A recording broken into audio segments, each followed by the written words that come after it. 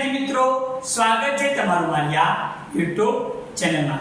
આજે આપણે વિડિયોમાં શીખવાના છીએ સ્વાધ્યાય 7.1 વિદ્યાર્થી મિત્રો, જેમાં દાખલા નંબર 1 આપેલા અપૂર્ણાંકને ટકામાં ફેરવો। અહીંયા આગળ વિદ્યાર્થી મિત્રો આપણને કેટલાક અપૂર્ણાંક આપેલા છે।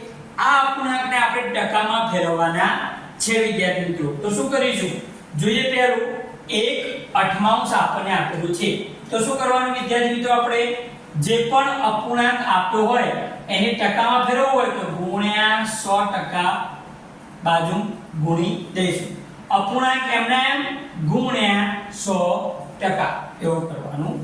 ત્યારબાદ ઉપરના બંનેનો ગુણાકાર ભાગાકારમાં 8 એમને 1 અને 100 નો ગુણાકાર કરીશું 8 ભાગાકારમાં 100 100 ભાગ્યા 8।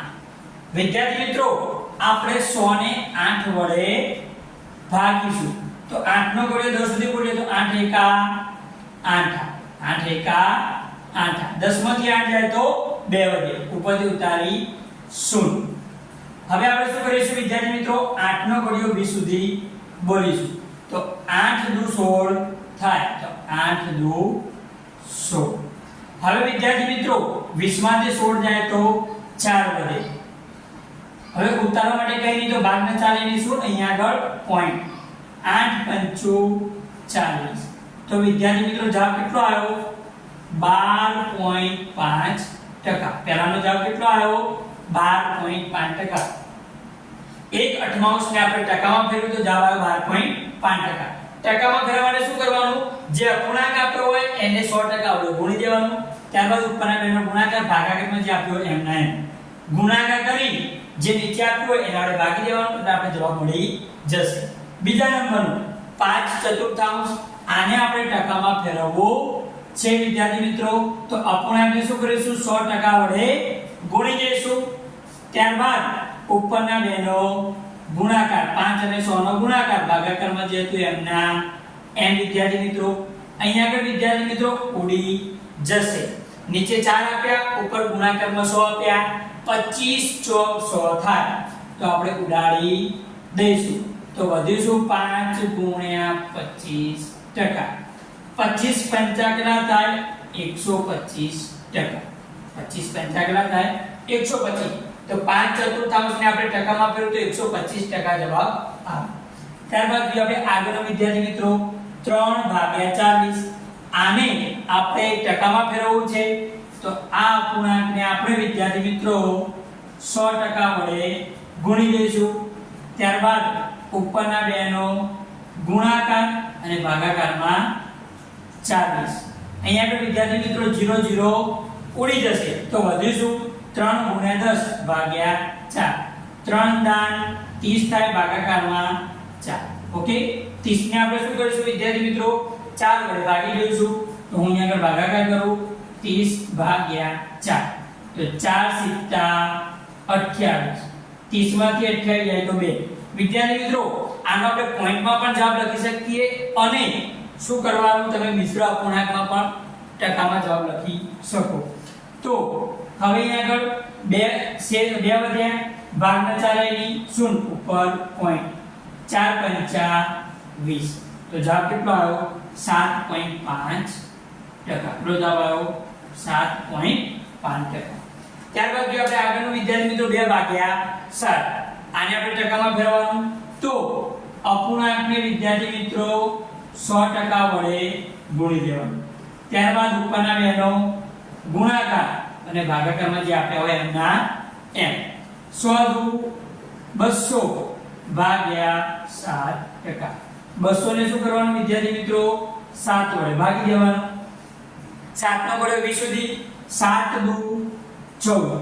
20 માંથી 14 જાય તો 6 વધે। હવે શું કરીશું, ઉપરથી 0 નીચે ઉતારીશું। 7 નો ઘડિયો 60 સુધી, 7 8 56 થાય। 60 માંથી 56 જાય તો 4 વધે, બરોબર। અહીંયા શું મૂકીશું, 0 ઉપર પોઈન્ટ 12 ને 4 લઈશું ઉપર પોઈન્ટ। 7 નો ઘડિયો 40 સુધી, 7 × 5 = 35। 7 × 5 = 35। 40 માંથી 35 જાય તો કેટલા વધે વિદ્યાર્થી મિત્રો 5 બરોબર તો આપણો જવાબ 28.5% આવે વિદ્યાર્થી મિત્રો તમે વિદ્યાર્થી મિત્રો આનો જવાબ મિશ્ર અપૂર્ણાંક સ્વરૂપે પણ લખી શકો તો આ રીતે આપણે બરોબર અપૂર્ણાંકને ટકામાં ફેરવીએ ત્યારબાદ દાખલા નંબર 2 વિદ્યાર્થી મિત્રો આપેલા દશાંશ અપૂર્ણાંકને ટકામાં ફેરવો અહીંયા આગળ વિદ્યાર્થી મિત્રો આપણને દશાંશ અપૂર્ણાંક આપેલા છે એટલે કે સંખ્યા પોઈન્ટમાં આપેલી છે આને આપણે ટકામાં ફેરવવાનું છે પહેલું 0.65 તો વિદ્યાર્થી મિત્રો જે પણ સંખ્યા દશાંશ અપૂર્ણાંક સ્વરૂપે આપ્યું હોય એટલે પોઈન્ટમાં આપ્યું હોય સૌથી પહેલા એને સાદા અપૂર્ણાંકમાં ફેરવવાનું ત્યારબાદ આપણે ટકામાં શોધી શકશું જોઈએ 0.65 આ દશાંશ અપૂર્ણાંક છે સૌથી પહેલા આપણે શું કરીશું અને સાદા અપૂર્ણાંકમાં ફેરવીશું હવે સાદા અપૂર્ણાંકમાં ફેરવવા માટે શું કરવાનું અહીં આગળ પોઈન્ટ દૂર કરી દઈએ તો શું થઈ જાય 65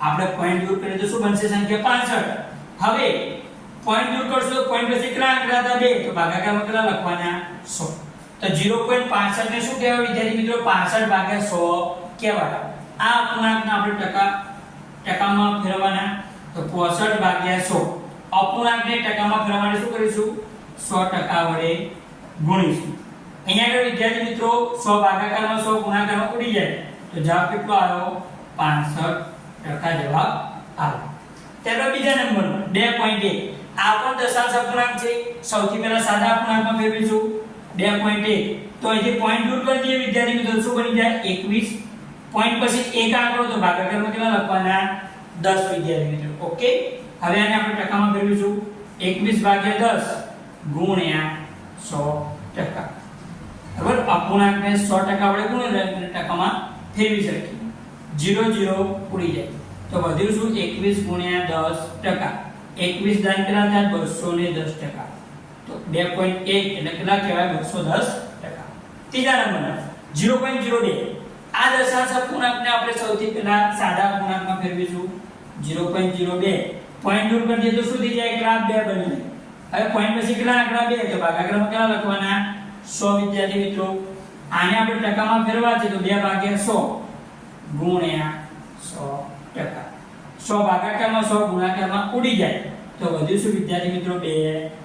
ત્યારબાદ જોઈશું ચોથા નંબરનું 12.35 આ દશાંશ અપૂર્ણાંકને આપણે સૌથી પહેલા વિદ્યાર્થી મિત્રો સાદા અપૂર્ણાંકમાં ફેરવીશું પોઈન્ટ દૂર કરી દઈએ તો 1235 બની જાય હવે પોઈન્ટ પછી બે આંકડા તો ભાગાકારમાં કેટલા લખવાના 100 લખવા આને આપણે ટકામાં ફેરવીએ તો અપૂર્ણાંક જે આપ્યો 1235 ભાગ્યા 100 એને આપણે 100% વડે ગુણીશું ભાગાકારમાં 100 ગુણાકારમાં 100 ઉડી જાય તો વધ્યું શું 1235%. તો આ રીતે વિદ્યાર્થી મિત્રો આપણે દશાંશ અપૂર્ણાંકને ટકામાં ફેરવ્યા દાખલા નંબર 1 અને દાખલા નંબર 2 જોયા વિદ્યાર્થી મિત્રો તો વિદ્યાર્થી મિત્રો દાખલા નંબર 3 દાખલા નંબર 4 એ બધા જોવા માટે તમે મારી જય ટ્યુશન ક્લાસીસ નામની એપ્લિકેશન ડાઉનલોડ કરી શકો છો જેની લિંક ડિસ્ક્રિપ્શનમાં મેં આપેલી છે અથવા તો તમે પ્લે સ્ટોર ઉપર જઈ જય ટ્યુશન ક્લાસીસ સર્ચ કરશો એટલે તમને અહીંયા નીચે જે રીતે બતાવે છે એ રીતે જય ટ્યુશન ક્લાસીસ અને બાજુમાં લોગો દોરેલો છે એ તમે ડાઉનલોડ કરવાની ડાઉનલોડ કરશો વિદ્યાર્થી મિત્રો એટલે તમારું નામ નંબર ઓટીપી એ બધું આવશે વિદ્યાર્થી મિત્રો ત્યારબાદ ઓટીપી નાખ્યા બાદ વિદ્યાર્થી મિત્રો તમે એપ્લિકેશન ઉપર ડેશબોર્ડ ઉપર તમને ધોરણ 8 નો સત્ર 2 નો ગણિતનો સંપૂર્ણ કોર્સ જોવા મળશે આ કોર્સમાં દરેક પ્રકરણ આપેલા છે દરેક પ્રકરણના ઉદાહરણ એના સ્વાધ્યાય એના દરેક ટોપિક દરેક પ્રકરણના ટેસ્ટ અને પરીક્ષાના પેપરના સોલ્યુશન પણ કરાવવામાં આવશે વિદ્યાર્થી મિત્રો આ કોર્સ પેડ છે તમે પૈસા આપીને ખરીદી શકો છો જો વિદ્યાર્થી મિત્રો તમે ક્યાંક ટ્યુશન જશો તો એનો મહિનાનો જે પણ ફી હશે 500 રૂપિયા હશે તમારે 6 મહિનાની ફી બરોબર 3000 રૂપિયા જેવી થશે પરંતુ ફક્ત આ કોર્સ તમે જોશો અંદર તો કિંમત મેં નાખેલી છે 700 રૂપિયા બરોબર કેટલી કિંમત છે એની ફક્ત 700 રૂપિયા કિંમત છે જે તમને સત્ર 2 નું સંપૂર્ણ ગણિત શીખવવામાં આવશે અને વિદ્યાર્થી મિત્રો તમે ટેસ્ટ કેવી રીતે આપી શકશો તો વિદ્યાર્થી મિત્રો જ્યારે એપ્લિકેશન ખોલશો એટલે ઉપર તમને કેટલાક બેનર દેખાશે એમાં લખેલું છે ફ્રી ટેસ્ટ કેવી રીતે આપો એના પર ક્લિક કરશો ત્યાં અહીંયા નીચે જોઈ શકો છો એ રીતે ક્લિક હિયર લખેલું હશે એના પર ક્લિક કરશો એટલે તમને આગળ વિડિયો ઓપન થશે એ વિડિયોમાં તમને ફ્રી ટેસ્ટ કેવી રીતે આપવો એ તમને શીખવવામાં આવશે. તમે ફ્રી ટેસ્ટ પણ આપી શકો છો વિદ્યાર્થી મિત્રો. હવે મળીએ આપણે નવા વિડિયોમાં. મારી એપ્લિકેશન ડાઉનલોડ કરવાનું ભૂલતા નહીં વિદ્યાર્થી મિત્રો.